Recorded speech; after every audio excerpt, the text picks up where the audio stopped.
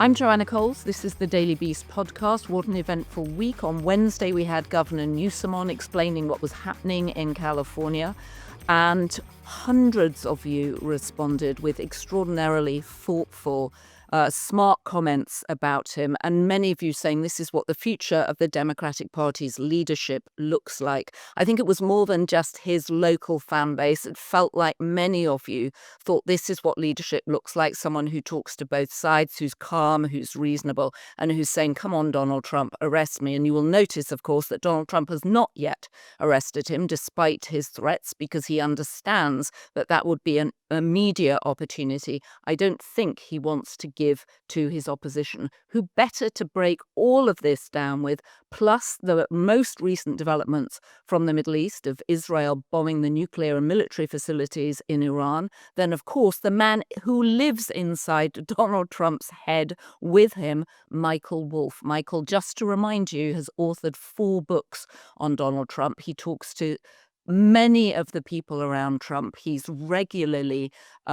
listening to what's happening in the White House when he can hear above the jackhammers, of course, this week, tearing up the lawn for Trump's Mar-a-Lago-style patio. So let's get straight into it. Michael, what is happening? Michael, good morning. I've missed you. And where to begin? We've got... And I can't believe the world marches on. We take a few days break from each other. I know. What is the state of affairs? California in lockdown, Gavin Newsom now elevated to the national stage, and Israel going into attack nuclear and military sites in Iran. Pete Hegseth on his way to the Middle East, as you're comfortably in the Hamptons and I'm in London. And so let's just add Elon forgotten. Remember that? Yeah. Remember Elon? Remember Elon dropping the Epstein bomb, and also tariffs, whatever happened to tariffs? So where do we begin? What are people saying in the corridors of the White House when they can hear themselves above the jackhammering of the lawn being torn up? Actually, what I've heard is Trump on the phone. The phone in Trump is this incredibly interesting relationship because he's like an open faucet.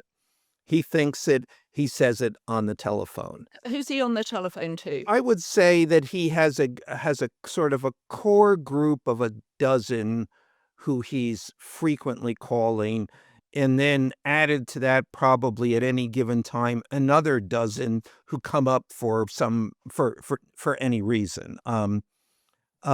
They call him. It doesn't make any difference, but he says the same thing to everyone. It is not as if he has a few people who he has this confidential conversation with. It's just everyone. Anyone who's on the phone is functionally interchangeable with anyone else who might be on the phone, who might have his phone number. He doesn't listen to them. They're kind of irrelevant, and he just goes on. And they, if they're smart, repeat it back to him, and then they can have a frequent phone relationship with him. But what he's saying is, and I think I would interpret this as he was a little unsettled by the Padilla thing, which God knows he should. So this is Senator Padilla, Anthony Padilla, being arrested at a Kristi Noem press conference, and the pictures were disturbing. I mean, he's thrown down on his California senator. I mean, which so a major political figure in the United in California. States. By virtue of it being California, a major a major national figure. But actually, Trump is saying, Trump saw these pictures, and then has been on the phone saying to people, hey, what? But, nobody's ever heard of this guy, as though that's an excuse. And then has gone on to say, and he looks like an illegal. So there we have this Trump, the open faucet, saying what is, I mean, clearly he has given no second thought to. This is just his visceral response. Nobody's ever heard of him. So, of course, of course, that might be, that we can take the blame off the ICE agents because they haven't heard about of this guy. But does he understand the images look really bad? Well, I think this is Trump understanding that. He's now rationalizing this. Just the fact is that he's rationalizing this in some way which might brand him as a complete racist once more, although I'm sure he doesn't particularly care about that. And also in that relative Trump thing, if you are not famous, if you are famous, that would obviously put you in a different category, and ICE agents would not have tackled you. Um, but because Padilla is actually a relatively new senator from California, nobody knows about this person. So therefore, yeah, perfectly understandable that the ICE agents would tackle him. And of course, he looks like an illegal. He's also, by dint of him sending in the National Guard and looking for a fight in California, elevated Governor Newsom to the national stage. He addressed the nation on Tuesday night. On Wednesday, he gave us an exclusive interview. This suddenly makes him look like the lead Democrat. Was that intentional, do you think, on the behalf of Trump? No, and again, as I've said so many times, nothing is intentional in Trump world. Right. Cause is always divorced from effect. Um, and he will soon be rallying against Newsom. I mean, he already is, and he will be furious that Newsom has become more of a national figure. And then at the same time, he will take credit for that. Newsom only exists because of me. He wouldn't be in this position except I've put him in this position. But he won't say that in a negative sense. This will be in a positive sense. I deserve all the credit for Newsom, and maybe I should be paid something. Right, Newsom should pay him for making him even more famous because he's the executive producer of our lives at the moment. I was very curious at the comments that we got tons of comments on YouTube after the governor's interview, incredibly positive, all saying this is what leadership looks like, someone calm, someone who's willing to talk to both sides. This feels like a good moment for the governor. Yeah, I would say. I mean, it's like a moment handed to him. It's curious because during the Biden-Trump debate in Atlanta, you might remember all those years ago. Wow, a decade ago. But that was an interesting moment because the singular standout at that debate, I was there on the floor in the spin room, was Newsom. And it was a moment that you could see this is a person who is running for president, either, if not now, and I suspect he would have been delighted to have run in 2024, but clearly in the future. I mean, just was all of the other Democrats seemed to be relative pygmies against this guy who took all the air out of the room. Not least because he's significantly taller than everyone. And and a curious matchup with Trump. They're both very tall, and they both have these heads of hair, which is the first thing that you notice about both of them, and probably one of the more significant virtues in American politics. Well, Gavin Newsom seems like a celebrity. I mean, I'm very curious that he stayed a little detached from Hollywood celebrities, which can often bring you down as someone who's wanting to run. He seems to stay in Northern California more than he shows up in LA. Yeah, no, no, no. I mean, I think he's clearly triangulating every part of this. He clearly sees this as his opportunity, as do many other people. It should be clear. And so the Newsom trajectory to watch is between here and the midterms. How much does he become the high profile Democrat to begin to lead that campaign? Remember, there is no high profile Democrat now. Well, there are going to be, I'm sure, other Democratic governors who very much hope that Donald Trump will send the National Guard into their state so they also get a national platform. I don't want to sound cynical about it, but this is, as you say, the Democrats are looking for someone to emerge, and this has given Governor Newsom the opportunity. Okay, so let's go on to what's happening in the Middle East, which is literally a scenario playing out that the Pentagon would use as one of the scenarios for the start of World War III. Israel bombing or trying to take out Iran's nuclear and military facilities, Iran responding. Pete Hegseth, of all people, the former Fox News host, now in charge of the Department of Defense, is on his way over. So he'll be showing up as American Boy Doll with all his various stars and stripes accessories. To what extent do we think that Donald Trump's special envoy to the Middle East, Steve Witkoff, has got any of this under control? Well, let's begin with. I mean, he has none of this under control, but let's go to the overriding fact, which is that Witkoff is basically the man in control. He is our man in the Middle East. He has been given that portfolio, and really is, even beyond Marco Rubio, who's the Secretary of State. Witkoff is in charge. He is running the show. So let's talk about Witkoff. And it's just staggering that we are talking about Witkoff. A real estate developer.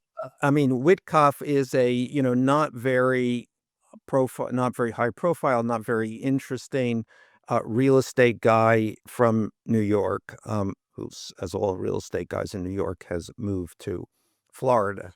Real estate guys are, to call them intellectually limited is actually, they would probably take it as a compliment.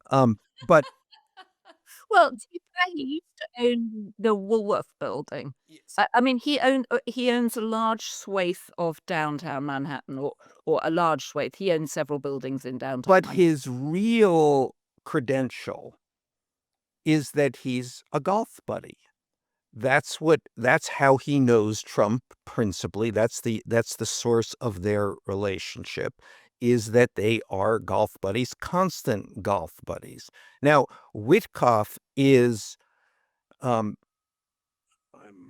casting about for the word, a dummy. I mean, he doesn't really know anything. He's no diplomatic experience, right? He has no experience beyond New York real estate, which is one of the more parochial disciplines in business and finance and in American life. What relevance it has to anything else besides real estate, I'm not sure. But Witkoff is just a famous, within Trump circles, is known, eyes go up, as a famous Trump lackey. He's there. He's he has a plane too, which is very important in the Trump world. So when Trump's plane on the campaign trail broke down, which was happening all of the time, then Witkoff would send in his plane to rescue Trump, and so that was a big a big plus in the Trump column. And also we might point out that Witkoff's son is in the crypto business with Trump's sons. So, so why is the Middle East going up in flames? I think that there are a myriad of reasons, but put Steve Witkoff among them. Does Donald Trump understand what's at stake here? Does he just want to? I mean, I'm not even sure how to frame the question, because I know you're going to say, of course not.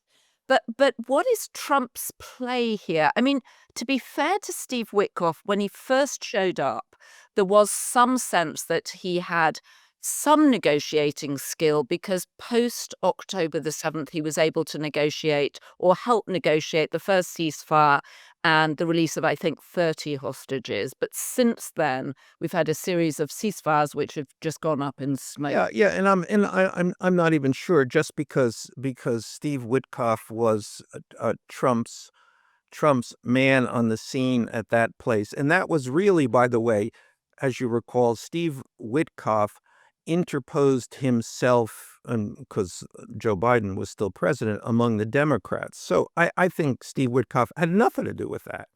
He was He was a just kind of, oh, duh, yeah. I mean, really, really, really not a bright guy, not someone who you would in any sphere of thought say, oh, this is a person who could add value to this incredibly complicated situation.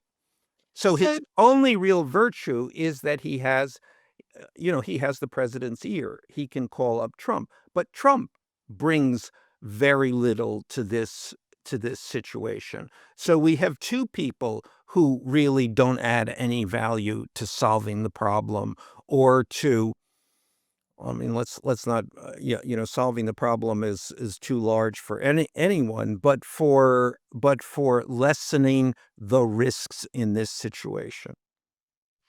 Are there still civil servants in the State Department that can handle this? Do you think Marco Rubio is much use here?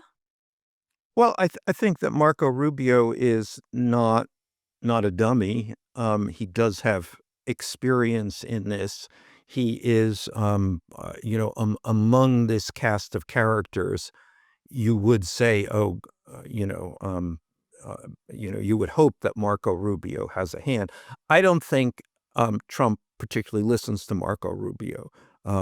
He's one of those, he's one of the people, he was one of the cabinet people put in place largely because you have to put someone in place. Uh, um, but with very little relationship to Trump. Trump doesn't know him, doesn't trust him, doesn't, well, it doesn't make any difference, just doesn't listen to him. And And I mean listen to him not because he doesn't have something to say, just because Trump doesn't listen. The voice goes constantly. Actually, with Steve Witkoff, you might say Trump occasionally listens to him. He just has nothing to say. right, so even when he is listening, the person talking has nothing to say. And of course, Steve Witkoff has also been dispatched by Donald Trump to deal with Putin, claimed after his first meeting with Putin that they had a great understanding, that they were good friends. Now, that also doesn't seem to have come to pass. No, and I think it's a thing. I mean, Steve Witkoff has stepped into this, I mean, he is in some way the leading player in in America's foreign policy at this point.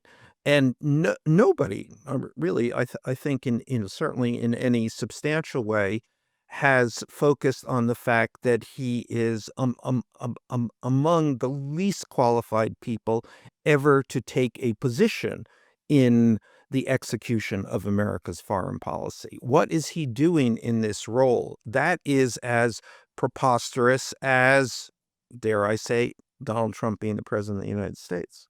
Well, a fact that we're going to celebrate, or that America is going to celebrate tomorrow with the Great Birthday Parade, which a lot of people are saying is far too expensive. And it may have seemed to Donald Trump like a very good idea to have a birthday parade. After all, the King of England has one. In fact, he's also having one tomorrow, where the household cavalry will ride around. It's called Trooping of the Colour. It's an annual thing for the monarch's official birthday. But this suddenly looks like less of a good plan, given what's going on in the Middle East and given what's going on in California.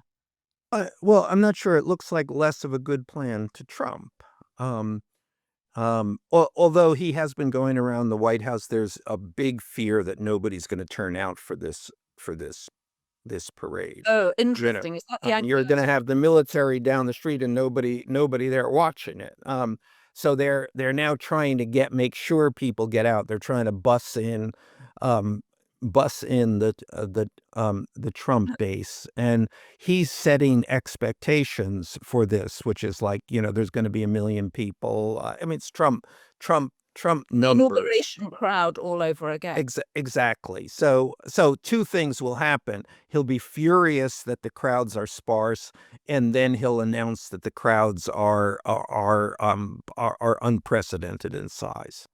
What should people be looking out for during the birthday parade?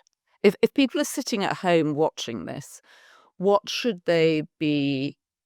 First of all, where is Donald Trump going to be for the birthday parade? Do we know? I don't know. Um, Because obviously in Britain you have the balcony on Buckingham Palace, which is precisely made for occasions like this, and you have the fly past at the end of it, and now we have the little princes making faces, which has added much hilarity to the event. But we don't know where the Trumps will be watching this from. we do not. We do not know if Melania will be by his side, and in what cold pose she might take if she is indeed by his side. Or how big the brim of her hat will be. So he'll be rushing around inflating the crowd size. Carolyn Levitt will be obviously supporting that. And there will be protests across America. Yeah, exactly. I mean, but the thing is, I mean, I'm not sure that there is going to be much to see except the expense as it goes down the street. But there is the context behind this, which is alarming, which is that this is someone without the faintest idea of the long tension between civilian and military authorities and the intricate balance between force and process in a democracy. He does not know, and let's emphasize this, the purpose and the place of the military in American life, which is why they are now in LA. I wonder if this is compensatory to the military parade for his own bone spurs and the fact that he never Well, showed. it's so weird his relationship here. I mean, he goes around saying, and this began certainly in, as soon as he got to the White House in 2017, of talking about my troops, my military, and then going on about the expense of my troops and my military, and why don't we get more value out of them? Why can't we use them for other things? Um, and then at the same time, he has never had a good relationship with any of the generals around him. Sometime a terribly toxic relationship. But it's always then, why are these people? Who are these people? And at one point I think in 2017, the first year, he went around saying, how much do these guys get paid? Why would they do this? Because they don't actually get paid very much. So he's both proprietary and disdainful at the same time. Again, without any real sense or appreciation of what the military does, of what it's supposed to do, of where it is when you think about the American government and American democracy. And of course, the ones that did work for him banded together in a campaign for the Democrats saying, whatever you do, do not re-elect Donald. No. I mean, if you're in the military, I mean, and if you've been in proximity to him, it's really, I think, alarming. I mean, first thing, the modern military is very, conscientious and disciplined in a procedural way, and they're very data minded. So whenever any issue comes up, the PowerPoint comes out, and it's, you get a pretty deep dive on any issue. Well, the PowerPoint comes out 90 seconds later, Trump is out of the room. Okay, Michael, big birthday parade tomorrow, chaos in the Middle East and chaos in downtown LA. Can we reprise our conversation after the birthday parade and discuss the actual size of the crowds? We certainly can.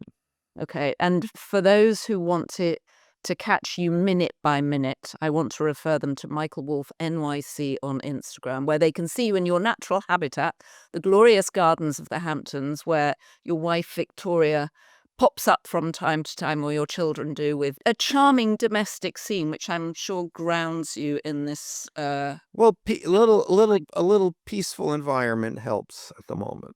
It does, and I feel I should point out to regular readers and observers of this podcast that you have once more been slammed by the White House. Stephen Chung says you're still blithering, and you're widely discredited due to your blatant lies and fabrications. And then he goes on to add, you're an imbecile of the highest order, and your Trump derangement syndrome addled brain has caused him to lead a miserable existence. I actually think your existence looks rather good.